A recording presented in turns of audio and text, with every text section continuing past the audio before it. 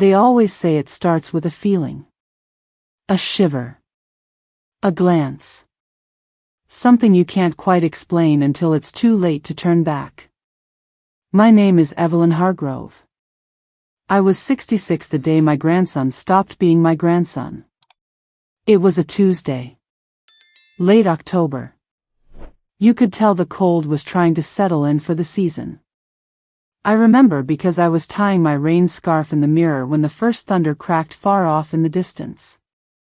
The air had that heavy, almost metallic smell, the kind that sticks to your clothes and seeps into your joints. I was getting ready for my cardiologist appointment. Same as every month. Nothing new. Except this time, Josh offered to drive me. Josh is 28. He used to call me Evie when he was little, tugging at my apron while I stirred chili. After his parents died in a car crash, I raised him like my own. I never remarried. Never had more kids. Josh was it for me. So when he pulled up in his navy blue SUV that morning, I smiled, locked the door behind me, and stepped out into the drizzle. The first few minutes in the car were quiet. He didn't even have the radio on, which was odd. Josh always played something, usually those talk shows I couldn't stand. That morning, there was only the sound of the windshield wipers, struggling to keep up with the rain. I held my purse in my lap. My hands felt clammy. "Thanks for driving me today, honey," I said, trying to sound casual. "I know it's a long ride into the city." Josh nodded. That was all. No smile. "No, of course, Grandma." Just a nod. It wasn't like him. Usually, he'd ask if I'd taken my pills or if I needed to stop for coffee. But not today. His jaw was tight. He kept both hands on the steering wheel, gripping it hard. His eyes never left the road. I tried again. "I think we'll hit Henderson's office just in time. I hope the wait's not too long." Nothing. I glanced down at the GPS screen between us. It was blinking. Searching for signal. That was strange. We'd driven this route a dozen times before. Always the same stretch of I-75. 4-lane. Predictable. But this time, something was different. Josh slowed down. The tires hummed as he eased off the main road. I looked up.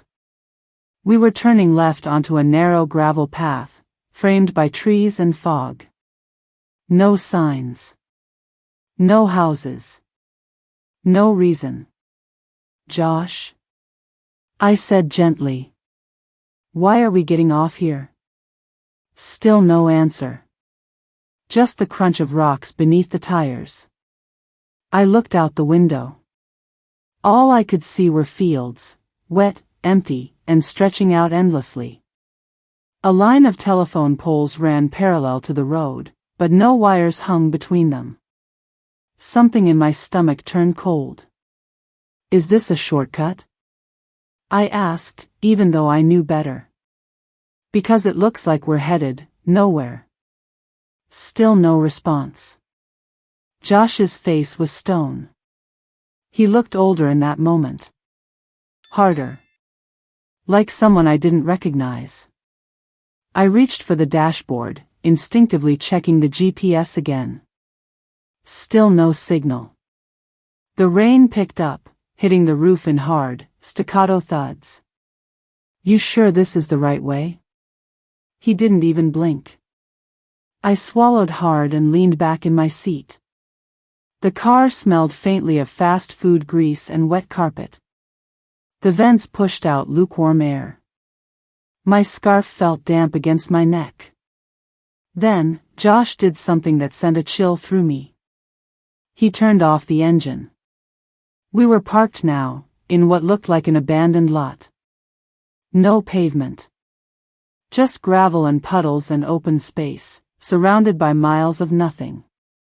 He reached into his pocket, pulled out his phone, and stared at it for a second. Then, finally, he spoke. One word. Get out.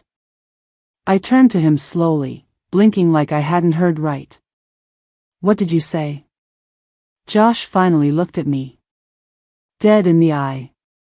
And what I saw there, coldness, calculation, something hollow, it took the air right out of my lungs. I said, get out, Evelyn. He never called me that. Not once in his life. I opened my mouth, but nothing came. Just the sound of rain, heavy and indifferent, drumming against the windshield. The dashboard light flickered once, then went dark. Something inside me shifted. Just slightly. Like a frame creaking in a wall too long ignored. I reached for the door handle with shaking fingers. And as I stepped out into the storm, shoes sinking into wet gravel, I asked myself the question that would haunt me for months. Was this planned? Josh didn't answer. He just put the car in reverse. And that was the moment. The moment I knew everything had changed. I didn't know why he turned left that day. But from that second on, my whole life turned too. At first, I thought it was a joke. A cruel one, sure, but a joke all the same. I stood there by the open car door, rain soaking through the sleeves of my cardigan, looking at Josh like he'd lost his mind. He kept both hands on the wheel, fingers tight, like he might crush it. He didn't smile. Didn't blink. His eyes were dry. Get out, he repeated. Flat. Clear. Not a hint of hesitation. I laughed. It came out short and awkward, like a cough that surprised me. Josh, what are you talking about? We're in the middle of nowhere. He turned to me then, finally, and there was something in his face, something sharp and set, that I hadn't seen since the day his parents died. Back then, it had been grief. Now it was something else. Out. Now. My hands were shaking. I gripped the seatbelt buckle like it might anchor me, as if keeping it fastened would somehow change the moment, make it unreal. You can't be serious. Josh leaned over. His body didn't touch mine, but the motion made me flinch. He clicked the seatbelt release and reached across me to push the door all the way open. Cold air rushed in, hitting my face like a slap. I'm done, he said. We're done. Done. Just like that. We've carried you long enough, Grandma. Your pills, your appointments, your complaints. My throat closed up. I never asked for more than I needed. You never asked, but you always expected. His voice was louder now, bitter like black coffee left too long on the burner. You expect us to drive you around, to rearrange our lives because you won't. You expect sympathy every time your chest tightens. It's not a condition, it's aging. He said the word like it was an accusation. I blinked against the rain. The doctor says I need regular monitoring. Josh scoffed. The doctor says you're anxious. That's not heart disease. That's weakness. I felt the world tilt beneath me. The gravel gave slightly under my sneakers, and I had to reach for the doorframe to steady myself. I tried to swallow, but my throat was dry despite the rain trickling down my neck. I raised you, I whispered. Josh didn't flinch. You did. And now I'm raising myself. That's the point, Grandma. That's what you never got. He looked straight ahead again, hand back on the gearshift. I don't owe you more than I've already paid. That's when I realized he was never joking. He was never hesitating. He was waiting for me to stop pretending this was something it wasn't. The storm outside was building. Wind tore through the open door, rattling paper wrappers in the back seat. Somewhere in the distance, a loose sheet of metal clanged like a warning bell. My cardigan clung to my shoulders, heavy with water. The hem of my skirt stuck to my legs. I felt a drop slide down my spine. I couldn't move. It was like all the muscles in my body had forgotten how. My knees were locked. My fingers numb. He reached for my wrist then, not gently, and tugged. Not hard, not violent, but firm. Like a bouncer moving someone out of a line. His grip was warm, rough. I smelled old cologne and damp fabric. For a second, I looked at his hand, wondering how it could be the same hand that once held mine crossing a street. Let's go. I've got somewhere to be. Somewhere to be. Not even enough time to lie. I slid out of the seat. My feet sank into the gravel with a quiet squish. Water splashed up my shins. My sneakers were instantly soaked through. I stood there in the rain, hair stuck to my face, glasses fogged. Josh didn't look at me again. He just shifted into reverse. I took one slow step back. Then another. He was already turning the wheel. I reached for the door. Not to get in. I don't know why, really. Maybe just to make him look at me. To make him see me one more time. But the door was already swinging shut. His tail lights flared red against the gray fog. I called out. Josh. Please. He didn't even pause. The SUV rolled backward, wheels spinning slightly in the mud, then straightened out and pulled away. Taillights blinked once. Then vanished. I was alone. For a long time, I just stood there. Hands limp at my sides. Rain streaming down my face, neck, arms. My cardigan felt like a second skin, cold, wet, shapeless. I couldn't tell if I was crying. I didn't know what to do with my hands. I looked around. Nothing but open space. A dying tree line. Puddles. An old signpost with no sign on it. And the silence. The kind of silence that comes after a scream you didn't realize you were holding in. I touched my chest, not because it hurt, but because it felt hollow. Like there was something missing. He left me. He really left me.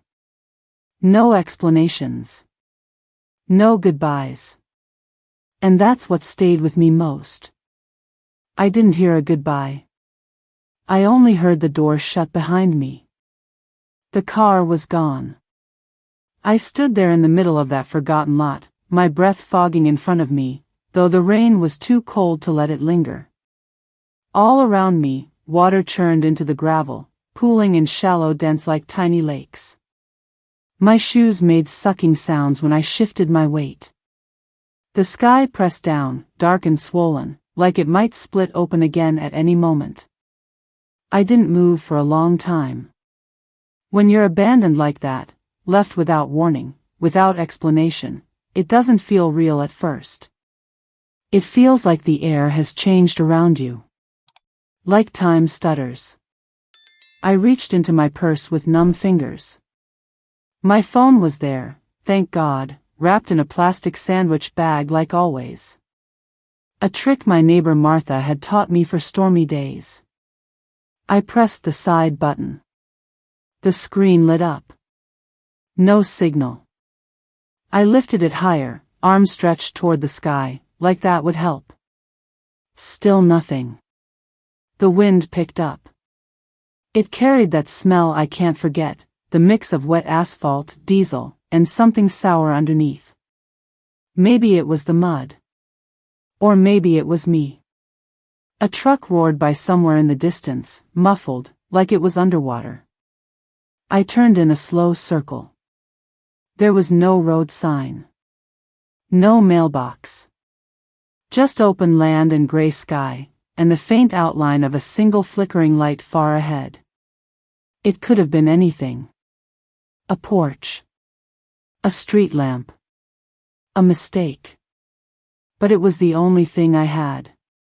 I took a breath. Then another. And I started walking. The rain came sideways now, whipped by wind. Each drop hit like a slap, cold, sharp, punishing. My cardigan clung to my arms like wet paper. My skirt, heavy with water, slapped against my calves. I couldn't feel my toes. Every few steps, I had to steady myself. The ground wasn't made for walking.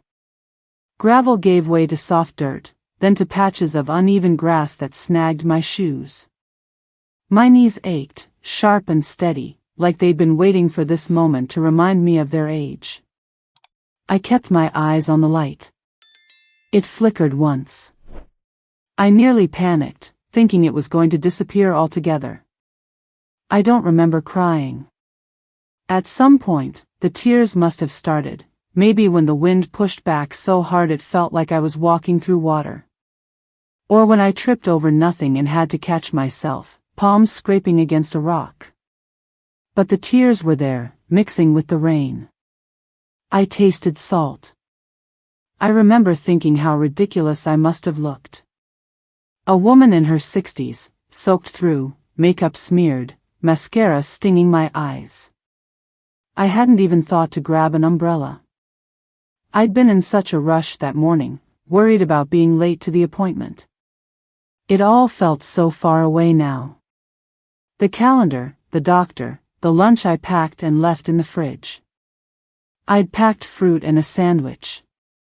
I'd even cut the crusts. At one point, I looked down at my hands. They didn't look like mine. Wrinkled, blue at the fingertips, trembling. I flexed them just to make sure they still worked. The light ahead got closer. Slowly. Painfully. I tried to think about anything but where I was. I counted backwards from 100. I named the U.S. presidents in order. I recited the Lord's Prayer under my breath, then halfway through, switched to the alphabet. It didn't help. Each step felt like pushing against something invisible. Like gravity had turned on me. My hips protested. My shoulders burned from the tension of hunching against the wind. But I didn't stop. Because there was no one coming. No headlights behind me. No voice calling my name. Just me. And that weak little light ahead. I started to wonder what I would find. Maybe a trailer with a "No Trespassing" sign. Maybe someone dangerous. A dog. A locked gate. But it didn't matter. It was something. Anything. Closer now, I could make out a shape. A low building. Maybe a shed. No, wider. A gas station? My heart jumped. I fumbled for my phone again. Still no bars. Still no help. The building came into view. It was squat and old, with peeling white paint and one cracked window. The light I'd seen was coming from above the door, swaying slightly. A porch bulb, barely hanging on. Its buzz was the only sound besides the rain. The place looked abandoned. But it had a roof. I stumbled the last few steps and reached the overhang. The moment I stepped under it, the absence of rain felt like a miracle. I pressed my back to the door, breathing hard, my chest rising in uneven pulls. My legs gave out, slow and soft. I slid down until I was sitting on the concrete, knees pulled close to my chest. My clothes clung to me like seaweed. My teeth chattered so hard it made my skull ache. I closed my eyes. There was no comfort. No heat. No phone signal. No plan. But there was a roof. There was a moment. And that was more than I'd had 20 minutes before. I don't know how long I sat there. Maybe an hour. Maybe 3. The light above me flickered again. A moth batted against it, over and over, until it gave up and disappeared into the dark. I didn't move. Because there was no one to tell me I had to. No one to remind me of the time. No one waiting. I don't remember how long I walked. I just know it was the first time in my life no one was waiting for me to come back. I didn't hear the truck at first. The rain was still falling, though softer now, like the storm had said what it needed to and was starting to retreat. I was half asleep sitting there under the overhang, cold and damp and somewhere between numb and broken. Then came the engine. Low. Rattling. Like it needed a mechanic and a prayer. I opened my eyes just as the headlights cut through the dark. I blinked hard, shielding my face. The truck pulled in slowly, tires crunching wet gravel. It stopped just a few feet from where I was huddled, its wipers dragging across the windshield like an old man clearing his throat. The door creaked open. He stepped out with surprising energy for someone his age. Late 60s, maybe early 70s. Tall, lean, white hair plastered to his forehead. He wore a yellow slicker 2 sizes too big and wire-rimmed glasses streaked with rain. He looked at me and frowned, not with judgment, but with deep concern. "Ma'am? Are you all right?" I opened my mouth to answer, but what came out was barely a whisper. My lips were numb. My tongue felt thick. I managed a nod. Or at least I think I did. "Oh Lord," he said, already moving toward me. "You're soaked to the bone." He shrugged out of his raincoat right there in the storm and draped it over my shoulders. The sudden weight and warmth made me shiver harder. My body, confused by kindness. "I'm George," he said, crouching down. "My wife and I live just down the road. We saw your shape through the window when we were coming home. Thought maybe the light flickered for a reason." The raincoat smelled like clean laundry and peppermint gum. I looked up at him, my vision still blurred, and tried again. "My ride left," I croaked. George's jaw tightened. His eyes, pale blue, sharp, narrowed with a kind of quiet fury. But he didn't ask questions. Not then. "All right," he said softly. "Let's get you somewhere warm." He helped me to my feet, steady and patient. His hands were warm, rough with work. He didn't flinch at my soaked clothes or the mud on my skirt.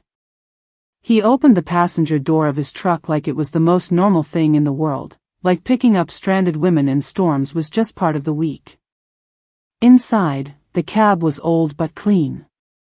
Fuzzy dice still dangled from the rearview mirror. The seat squeaked when I sank into it. George reached over to crank the heat and then pulled a faded blanket from behind the seat, tucking it gently around my legs. "Elaine will be waiting," he said, shifting into gear. We drove in silence for a while. I stared out the window, watching dark fields blur by, interrupted now and then by sagging fences or rusted-out mailboxes. George kept glancing over, but he didn't push. The heat from the vents filled the cab. Slowly, the shaking in my hands stopped. 10 minutes later, we pulled into a gravel driveway. A modest one-story house stood ahead, with a green tin roof and a wind chime that tinkled as the wind rolled past. The porch light was already on. The front door swung open before we got out. A woman stepped onto the porch, arms folded, gray bun tight at the nape of her neck. She wore a cardigan over an apron, and even in the dim light, I could see her face soften when she saw me. "George Morrison," she said, but not unkindly. What have you dragged home this time? She was alone at the old repair shop, George replied. Out in that mess. Elaine was beside me in seconds. She took one look, then reached out and tucked the blanket tighter around me. Well, come on, honey, she said gently. Let's get you into something dry before you turn to stone. Inside, their house was warm. Not fancy, but warm in the way that matters. Worn rugs. A ticking clock. The smell of something simmering, onions, garlic, maybe carrots. Elaine led me down the hall without another word. The guest bathroom was small, tidy. She handed me a fluffy towel and a long plaid robe that looked like it had 100 years of kindness sewn into it. I'll set out something warm for you, she said. Take your time. The hot water was more than heat. It was a kind of permission. A quiet nod from the universe that I was allowed to exist again. I washed the mud off my legs, watched the grime swirl down the drain, and cried for the first time, not because I was afraid, but because I wasn't anymore. When I came out, hair damp and clean robe wrapped tight, Elaine was waiting with a bowl of soup and a cup of tea.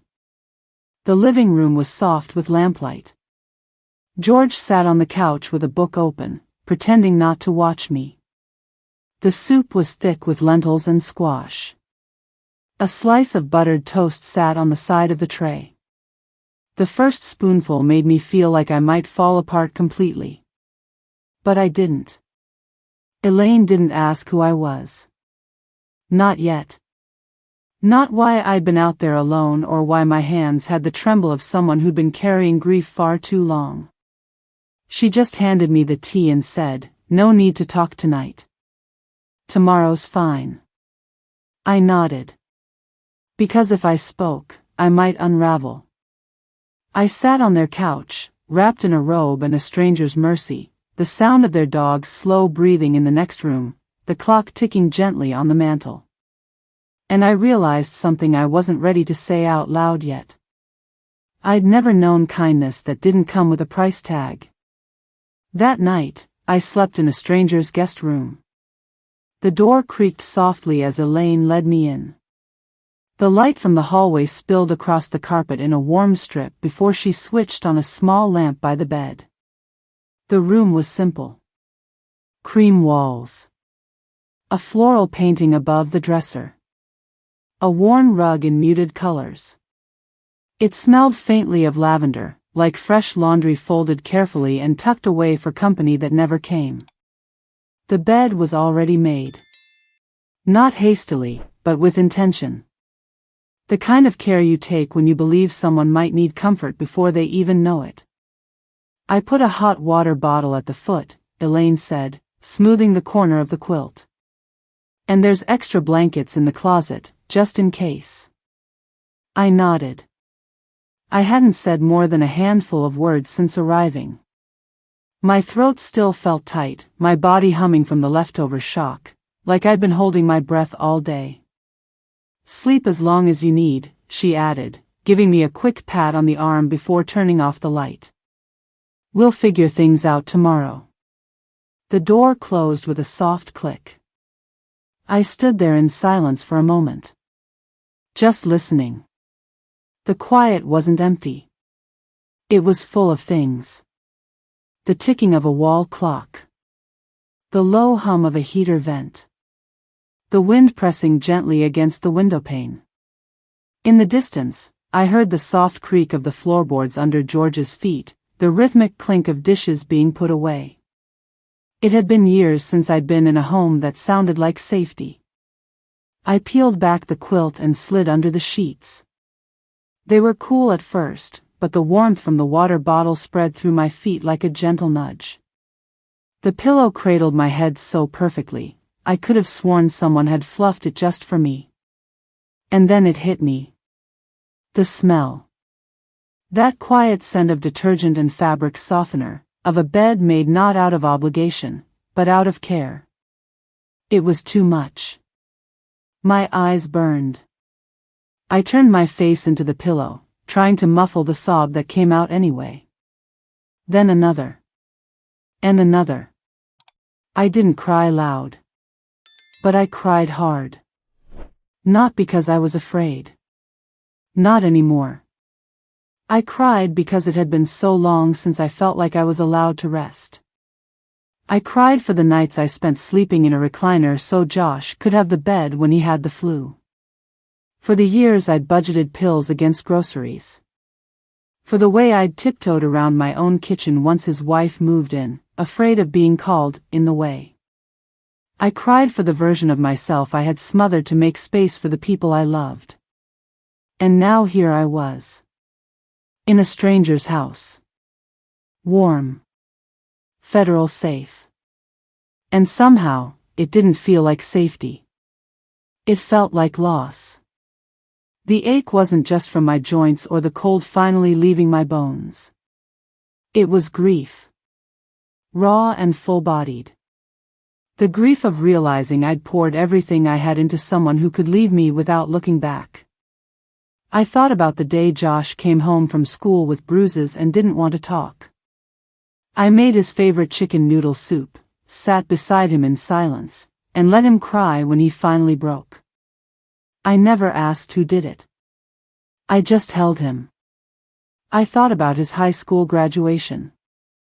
How I'd spent 2 weeks sewing the hem of his dress pants because I couldn't afford new ones. He never noticed. I thought about all the holidays I spent alone in the kitchen so he and Oilia could have space. And I thought about how easily, how swiftly, I'd been erased. My heart started pounding again, not from panic, but from clarity. A slow, devastating understanding. Maybe I had let it happen. Maybe I had told them, in 1,000 little ways, that it was okay to use me. To expect me. To never say thank you. Because I never asked for anything back. That was the deal I made with motherhood, wasn't it? You give. You give. You give. And if you're lucky, someone remembers. I pressed the heel of my hand against my chest. I wasn't sure if it hurt because of the cold, or because I finally let myself feel everything at once. The bed was too comfortable. The silence too kind. The room too full of warmth I didn't think I deserved. I rolled onto my side, pulled the quilt up to my chin, and stared at the faint shadows dancing across the ceiling. The clock kept ticking. Soft. Even. Time was still moving forward, even if I didn't know where I was going next. I wanted to believe this was just a detour. A wrong turn that would lead me back to something familiar. But deep down, I knew better. I had crossed a line that couldn't be uncrossed. And now I had to decide who I was on this side of it. I used to think being needed was what gave my life value. That night, I started to question everything. The next morning, I woke to the smell of bacon and coffee. It took me a moment to remember where I was. The soft weight of the quilt. The floral curtains moving gently with the breeze from the slightly open window. The quiet hum of voices from the kitchen down the hall. For a second, I thought I'd dreamed it all, the rain, the empty lot, the way Josh looked at me like a piece of furniture he didn't need anymore. But my shoes were still by the guest room door, caked in dried mud. My cardigan was draped over the chair, stiff from having dried overnight. And the ache in my chest was very much awake. I sat up slowly. The robe Elaine had lent me was folded neatly on the dresser. A small note sat on top of it, handwritten in looping cursive. Come have breakfast. No pressure. Just bacon. I smiled, the first real one in what felt like days. The kitchen was warm when I stepped in. George was sitting at the table, glasses perched low on his nose, reading the newspaper with a piece of toast in hand. Elaine stood at the stove, humming something tuneless as she turned over eggs in a cast-iron skillet. "Mornin'," George said without looking up. You like coffee, right? Elaine answered for me. She takes it with 1 sugar. I guessed. She hadn't guessed. She'd watched. Noted. Cared. I sat down at the table, unsure of what to say. Elaine placed a plate in front of me, scrambled eggs, 2 strips of bacon, and a slice of buttered toast with a touch of cinnamon sugar. My stomach made an embarrassing noise. I hadn't realized how hungry I was. Eat, she said, smiling. Then we talk. We did. Over warm mugs and crumbs and the sound of the fridge humming in the corner. I didn't tell them everything. Not yet. But enough. About Josh. About the appointment that never happened. About the rain. About how I'd walked until I couldn't feel my legs. Elaine's face tightened, but she didn't interrupt. George looked like he wanted to say something, but held it back. After I finished, the silence in the room was gentle, not awkward. Elaine sipped her coffee and then said something that changed the course of everything. There's a little library in town. Rosewood Public. They're looking for help with the literacy program. Not a big job. Just reading to folks, helping them write. I think you'd be good at it. I blinked at her. I haven't worked in years. That's not the same as not being useful, she said. I don't even know if I'd be any good. Elaine shrugged. Only one way to find out. I thought she was joking. But that afternoon, she drove me into town. Rosewood was small. 3 stoplights. A diner with peeling red booths. A hardware store that smelled like cedar. A bakery with windows so clean they looked like nothing was there at all. And the library. It was a low brick building tucked behind a post office, with faded posters in the window and a big oak tree shading the front steps. I stood on the sidewalk, heart beating too fast, while Elaine walked right up and pushed the door open. Go on, she said. Just talk to someone. Inside, it smelled like old books and new hope. There was a reading corner with beanbag chairs. Shelves lined with worn spines. A bulletin board covered in handwritten flyers. The front desk was manned by a woman in her 40s with a kind smile and a cardigan that looked hand-knitted. Can I help you? She asked. I opened my mouth, and for the first time in days, I said something not out of fear, but out of want. I heard you might need volunteers. She beamed. We always need good people. She handed me a short application. I filled it out sitting at a little desk near the window. Name. Age. Past experience. Hobbies. I paused on that last one. For years, my only answer would have been taking care of family. But that wasn't a hobby. That was survival. So I wrote, carefully, like I was learning how to define myself from scratch. Reading. Sewing. Baking. Listening. I handed the form back. I'll call you by the end of the week, she said. But something tells me you'll fit right in. Elaine took me to a thrift shop on the way home. The woman who ran it gave me a discount when Elaine told her I was looking to start over. I tried on 3 outfits. A navy skirt that actually sat at my waist. A soft gray sweater that made my eyes look a little bluer. And a pair of flats that didn't pinch. I stepped in front of the mirror and saw someone I hadn't met before. Not the woman who had been erased in her own home. Not the burden. Not the guest in her own life. But a person. Someone with a name. A face. A shape that belonged in the light.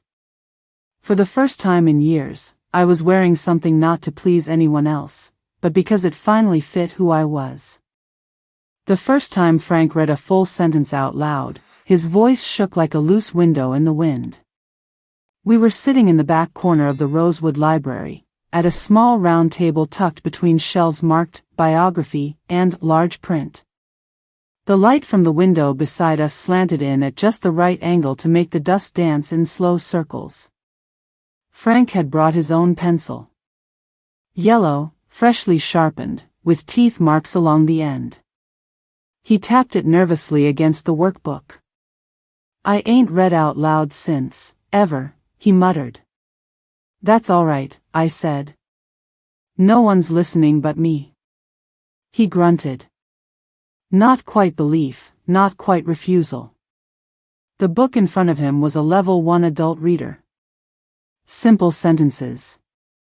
Big letters. A bright blue cover with a cartoon dog wagging its tail. He squinted at the page. "Sam has a hat," he read, drawing out each word like it might break in his mouth. Then he looked up at me. I smiled. Not wide, not loud.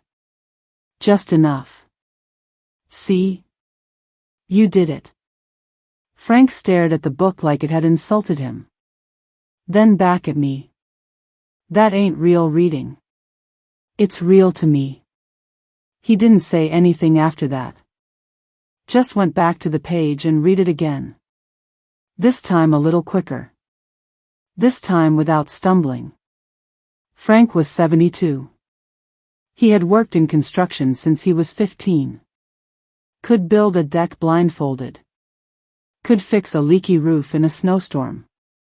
But he couldn't read a menu without pretending his glasses were missing.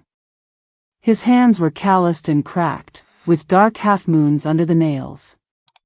He always wore flannel, even in the warmer weeks. He called everyone kid, no matter how old they were. And now, he was my first student.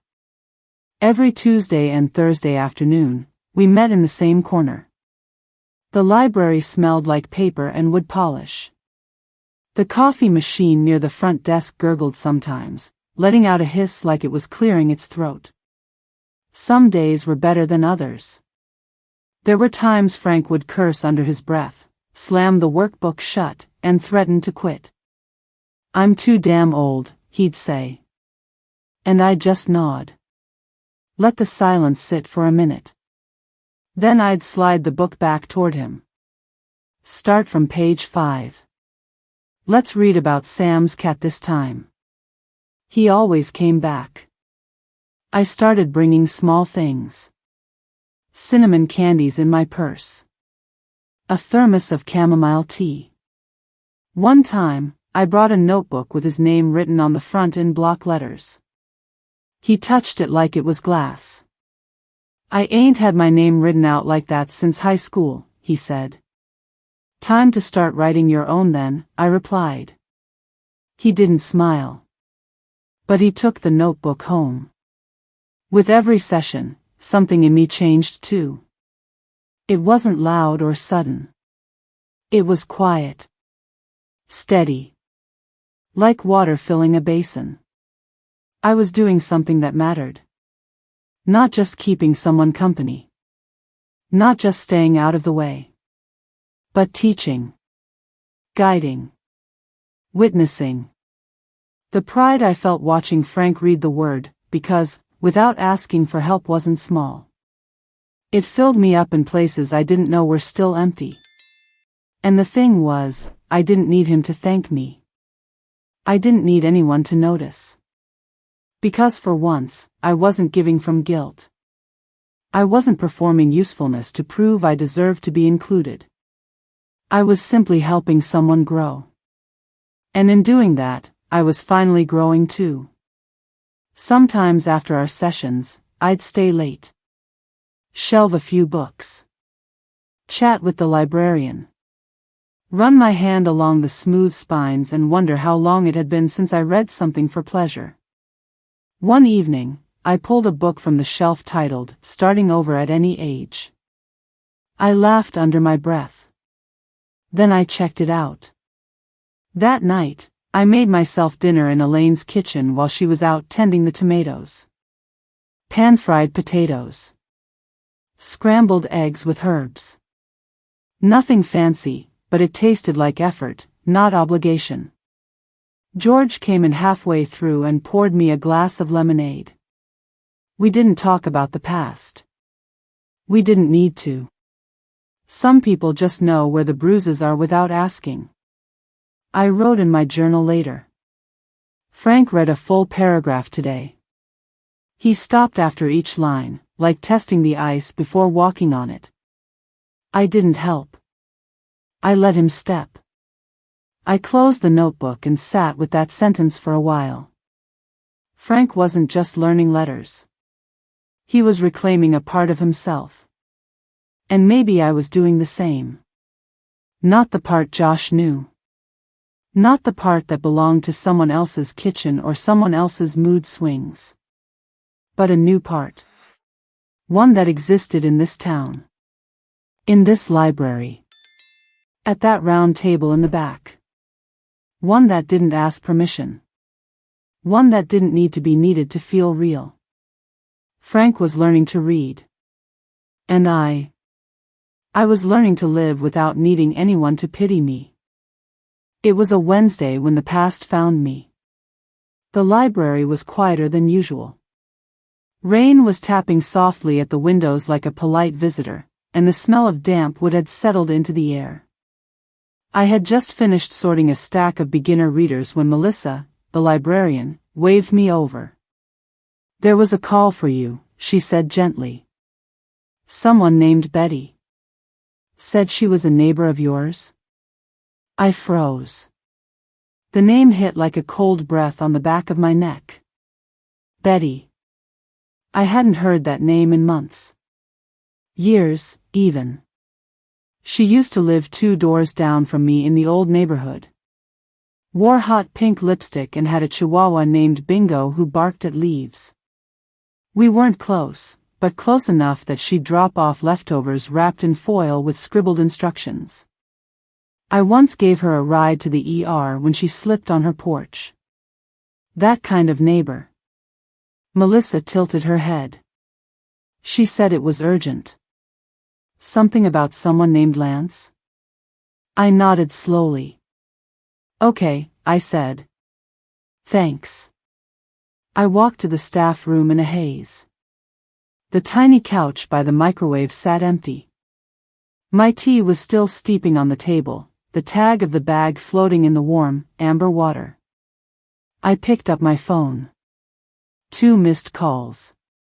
1 voicemail. I sat down, the cushions wheezing under me, and pressed play. Betty's voice came through, slightly breathless, like she'd been pacing. "Hey, Evelyn, it's Betty from Chestnut Lane. Look, I know it's been a while, and I hate to just show up like this, but Lance has been looking for you. He's worried," he said. I stopped it. Just like that. My thumb hovered over the screen. For a second, I considered finishing the message. Hearing what excuse she had, what Lance was supposedly worried about. But my body answered before my brain could. I pressed delete. I felt my stomach twist. Not with guilt. With something deeper. Something that used to feel like hope. Lance. My son-in-law. Not by blood. Not by affection. Just by proximity. He was the one who called me Mom when he needed something and her when he didn't. The last time I saw him was the day before Josh drove me out to that dirt road. He'd come into the kitchen, opened the fridge, saw nothing he liked, and slammed it shut. "Could you maybe buy something normal?" he'd muttered. I was the one who stocked that fridge. With my social security check. With coupons. With care. And he called it not normal. I sat in the break room, breathing slow. The rain had picked up outside. It tapped harder on the window now. I looked at my tea. Cold. I didn't touch it. That night, back at Elaine and George's house, I didn't mention the call. Elaine was baking cornbread. The kitchen was full of the scent of browning butter and something sweet underneath. I sat at the table, folding dish towels, pretending the rhythm of corners and lines could settle my thoughts. My phone buzzed again. Just once. Another call. Same number. I didn't answer. Instead, I went to my room, shut the door, and slid the lock. I sat on the edge of the bed, phone in my hand, and stared at the name on the screen. Betty. She didn't deserve my silence. But she didn't deserve my time either. And Lance? If he was looking for me now, it wasn't because he missed me. It was because something had gone wrong. And when things go wrong, people always remember the one who used to fix everything. I opened my settings. Scrolled down. Tapped, block this caller. No ceremony. No speech. Just silence. And then peace. It wasn't joy. It wasn't even relief. But it was quiet. I put the phone face down on the nightstand and changed into my nightgown. The hallway outside was dim. The only light came from the crack beneath the door, where a sliver of gold spilled in from the kitchen. Elaine and George were still talking. Not about me. Not about the past. Just murmuring like people do when they share a life. The kind of sound I'd long stopped expecting to hear in my own house. I curled into bed and pulled the quilt up to my chin. My body was tired, but my thoughts weren't done. I remembered all the nights I'd waited for someone to call me. Just to check in. Just to ask how I was doing. I used to imagine the phone ringing. Lance, or Josh, or even Oilia. Saying they missed me. That they finally understood. But when it finally happened, when someone actually reached out, it didn't feel like rescue. It felt like someone knocking on a door I'd already locked from the inside. I used to dream of someone looking for me. Now they finally did, and I didn't want to be found. It was a Saturday morning when the second message came. The air in Rosewood was beginning to shift. Summer hadn't left, but fall had begun whispering through the leaves. You could smell it, faintly smoky, slightly crisp. Elaine had set a basket of apples on the table, and the scent filled the kitchen like a quiet promise. I was slicing them thin for a pie when my phone buzzed again. Blocked number. Voicemail. I let it sit there.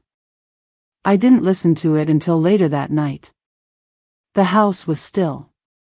George was in the garage fixing something I didn't ask about. Elaine was crocheting in the living room, soft light casting looping shadows across her lap. I shut the door to my room and pressed play. Betty again. Her voice was tighter this time. Less polite. More frantic. Evelyn, listen. I know you didn't want to hear from me, but I wouldn't call if it wasn't serious. Lance is in trouble. The house is gone. They lost it last month. Oilia packed up and left 2 weeks ago. Took the baby. Nobody's heard from her since. I sat down slowly on the bed. The message went on. Lance has been staying at some friend's place. He's not working. He asked about you, Ev. Said if you were around, maybe you could help get them back on their feet. I'm just passing the message along. Do with it what you want. Click. I stared at the wall. I didn't cry. I didn't feel guilt. That surprised me more than anything. Just a slow, bitter recognition. They hadn't found me because they missed me. They hadn't called because they were worried for me.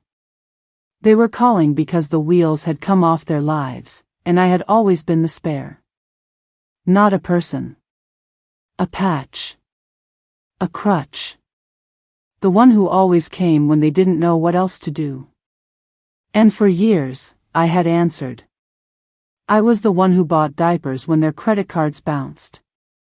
The one who took late-night calls when Josh didn't sleep. The one who filled their fridge while they were on vacations they never invited me on. I had folded laundry they left on the floor. Paid bills they forgot. Let myself shrink so they wouldn't have to feel the weight of their own choices. And now they needed me again. Not to say sorry. Not to make things right. But to pick up the pieces. Quietly. Cheaply. I walked out onto the back porch, where the breeze carried the scent of honeysuckle and old wood. George had left his coffee cup out there. I picked it up, still faintly warm. The sky was bruised with twilight.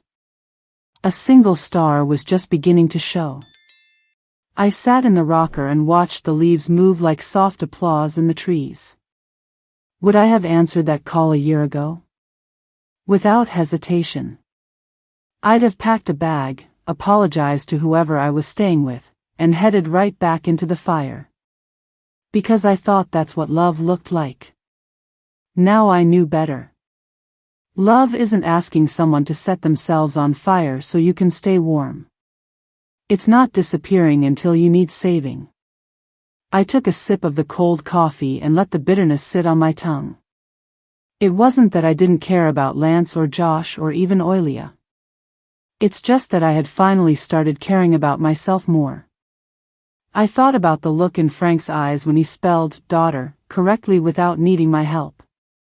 I thought about the way Elaine set my tea down every night without asking if I needed anything, just knowing I might. And I thought about how I hadn't raised my voice once in months. Hadn't walked on eggshells. Hadn't asked permission to breathe. This was the kind of peace I'd never known I was allowed to have. And I wasn't about to give it up for people who only saw me as the solution to their own chaos. Back inside, I deleted the voicemail without listening to it again. Then I turned off my phone. Not for drama. Not for show. Just for me. So I could finish my evening without waiting for another knock from a past that had never treated me like anything but a doormat. I went into the kitchen. The scent of cinnamon had taken over now. Elaine looked up from her crochet and smiled without needing to know why I was finally smiling back. And I thought of something I hadn't let myself say out loud yet. It wasn't love that had called. It was convenience. Panic. Need. And this time, I wouldn't answer. They weren't worried about me. They were worried about what happens without me there to carry it all. I saw him before he saw me. It was late afternoon, the kind of hour where sunlight slants low and golden, casting everything in a softness that almost feels like forgiveness. I was helping Elaine arrange a delivery at the flower shop she volunteered at on Main. The bell above the door rang, sharp against the hum of the small fan near the counter. I looked up. And there he was. Josh. His shoulders were hunched beneath a gray hoodie that hung off him like it belonged to someone else. His jeans were dirty at the knees. His eyes, those same hazel eyes that used to look up at me from picture books and scraped knees, were bloodshot, rimmed with sleep or lack of it. His lips moved. Grandma. One word. Just one. But it cracked through me like lightning hitting bone. Elaine froze beside me. She didn't know who he was, but she knew. You can always feel when a ghost walks into someone else's life. I stepped out from behind the counter. Slowly. My body moved without my permission, like it had rehearsed this confrontation in some secret part of me I didn't know was still hoping. Josh looked small. Not in size, but in shape. The way guilt folds a person inward. I didn't know where else to go, he said, eyes darting. I asked around. Someone said you help out here. I said nothing. My silence unsettled him. He shifted his weight, rubbed one palm against his thigh. He wasn't used to being the one unsure. The one left waiting. I'm sorry, he added quickly. I didn't mean to. That day, Which part? I asked, my voice even. The part where you called me a burden, or the part where you left me in the rain without a goodbye? He flinched. Behind me, I heard Elaine quietly retreat to the back room. Josh opened his mouth. Closed it again. His hands were trembling slightly. I could see the faint shadows of stress lining his face, the kind you earn from decisions you can't take back. I was scared, he whispered. I didn't blink. So was I. His eyes filled. Real tears. But I'd learned tears don't always mean truth. He took a step forward, but I didn't move. Please, he said. I messed everything up. Oilia left. Dad's house is gone. I don't know where else to turn. You don't know where to turn, I repeated. So you turned to the person you discarded like trash when she became inconvenient. His jaw clenched. His nostrils flared. For a second, I saw the boy who used to throw tantrums when he didn't get his way. I was trying to protect my family, he said weakly. And I was your family, I answered. Silence fell between us like dust after a crash. He looked around, desperate for something to anchor him. His gaze landed on a shelf of yellow tulips. He used to bring me those on Mother's Day, when he was little and still believed in gratitude. I'm sorry, he said again. I know I don't deserve forgiveness, but... You're right, I cut in. His mouth snapped shut. I took a breath. Let it settle in my chest before I spoke again. You don't deserve my forgiveness. And I'm not going to give it just because you finally ran out of other people to lean on. He looked like he'd been slapped. I didn't raise my voice. I didn't cry. I didn't reach for him the way I used to, the way mothers and grandmothers are conditioned to do. I stood still. And I stood tall. He wiped his face with the back of his sleeve, breathing fast now. Shallow. Like someone trying to hold in shame. I don't know what to do, he muttered. I thought maybe. His eyes met mine, and I saw something shift in him. Not understanding. Not regret. Just the dawning awareness that this time, I wouldn't save him. He nodded once. Turned on his heel. Walked to the door. The bell rang again. He didn't look back. I stood in that flower shop with my hands still at my sides, the air filled with the scent of roses and eucalyptus, and I realized something I hadn't been brave enough to say until that moment. He had walked out of my life once before. This time, I was the one who stayed. And the difference was everything. He called me Grandma. But I wasn't his anymore. She wore heels too high for the sidewalk. I saw her through the glass of the library door, standing just outside, shifting her weight from one foot to the other. The wind picked at the hem of her blazer, but she didn't reach to fix it. Her hair was still styled, but not fresh. Her makeup masked the shadows, but couldn't erase them. Oilia. I hadn't seen her in nearly a year. Not since the day she turned her face toward the television and said nothing while Josh told me to get out. She stepped in quietly, like someone unsure if she belonged. The chime above the door rang anyway, bright and indifferent. I was shelving a stack of donated books, their spines faded, some smelling faintly of smoke or garage storage. I didn't turn right away. When I finally did, her eyes met mine instantly. "Hi," she said. I didn't answer. She walked over slowly, heels clicking against the tile like tiny apologies. I didn't know where else to go. Still, I said nothing.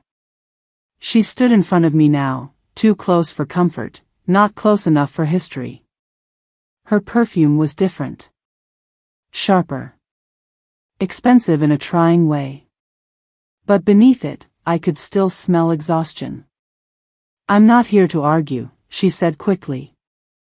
I've been thinking about you. About everything. And I wanted to say I'm sorry." I raised an eyebrow. "For what exactly?" She faltered. Her gaze dropped to her shoes, then back up. "For that night. For not stopping him. For being part of it." I waited. "And?" She swallowed. "And for letting it happen for so long." There it was. The first honest thing she'd said to me in years. I looked at her then. Really looked. The lines around her mouth had deepened. Her eyes, once so bright, so quick to scan and judge, looked heavy now. Not older. Just tired of pretending she wasn't. "I left him," she said softly. "Months ago. I took our daughter and left. I'm staying with my cousin until I can find something else." I nodded, once. "I heard." She smiled bitterly. "I bet you did." We stood there for a moment in the hush of the library. The clock on the wall ticked. A child's laugh echoed faintly from the far corner. Someone flipped a page too loudly. "I came to ask if, maybe you'd be willing to see her. She asks about you." I've told her stories. But I think she deserves to know the kind of woman you really are. I set the last book down. "Why now?" Her lips parted, then closed again. She tried again. "I want to fix things." I tilted my head.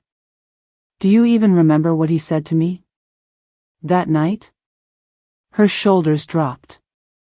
"I remember." "Say it." She blinked. "What?" I stepped closer, keeping my voice low but firm. "Say what he said." "The words." She hesitated, then shook her head slightly. "I can't." "Can't or won't?" Silence. That was answer enough. I looked down at my hands. Dry from days of shelving. Fingernails clean but plain. "I gave you both everything," I said quietly. "Time. Space. A home. You didn't just forget that. You erased it. And when you erased me, I let you. That's on me." She opened her mouth to respond. But I raised a hand gently. "I'm not angry anymore," I continued. "That's what's strange. I thought I'd carry that night like a stone in my chest forever. But I don't. Not because I forgave you. But because I don't need to carry any of it now." She blinked rapidly. "I didn't come to take from you," she whispered. "I came to." "To what?" I interrupted. "To patch a hole you helped dig." She exhaled. "The kind that comes from the stomach, not the lungs. I just thought, maybe you'd want to be part of her life. Your great-granddaughter." I paused. That stung. Not because I didn't want to. But because I did. And wanting something doesn't make it wise. I walked over to the first morning in my new apartment, I woke up to the sound of birds. Real ones. Not from a ringtone or a screen, but the kind that gather on wires and argue about crumbs. I lay there for a while, eyes still closed, listening. The curtains were thin enough to let in soft morning light. Pale gold across the floor, dancing faintly on the walls. The room smelled faintly of dust, potting soil, and leftover cinnamon from the night before. I sat up slowly.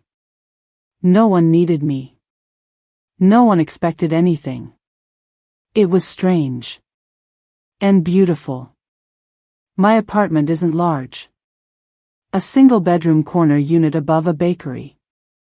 The kind of place that creaks when you walk and whistles when the wind gets clever. But it has a balcony with chipped railings, and that's where my basil grows. Elaine helped me find it. George insisted on hanging my kitchen shelves himself, muttering about level spirit and proper anchors. They never asked me why I didn't go back to my family.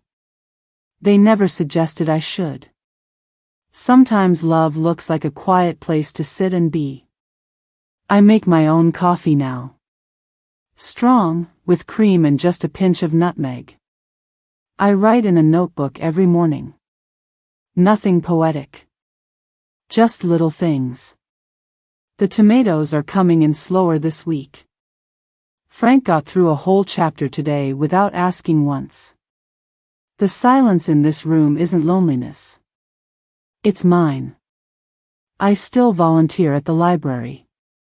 Still teach twice a week in the reading program. Frank is nearly fluent now.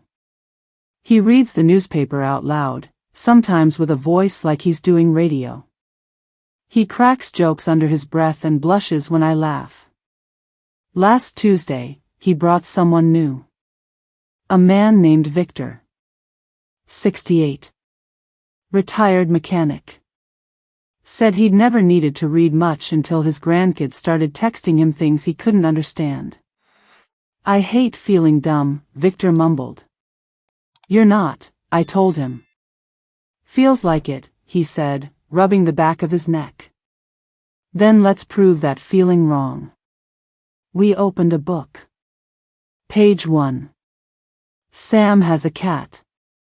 Frank sat beside him, pointing at the words with pride. I watched their hands move in the same rhythm, like music I hadn't known I'd helped write. There's something sacred about a first sentence. Something even more sacred about teaching someone how to own it. I've started baking again. Real baking, not just from boxes. My hands remember measurements in muscle memory now. Flour always ends up on my nose, no matter how careful I try to be. Sometimes, I share what I make with the bakery downstairs. Sometimes, I keep it all for myself. Both are acts of love. One night, I sat on my balcony with a bowl of stew, warm and rich, steam curling into the air. I looked down at the street. Watched the shadows of people walking home. A couple arguing softly. A child riding a scooter too fast. A woman with groceries balanced like Jenga.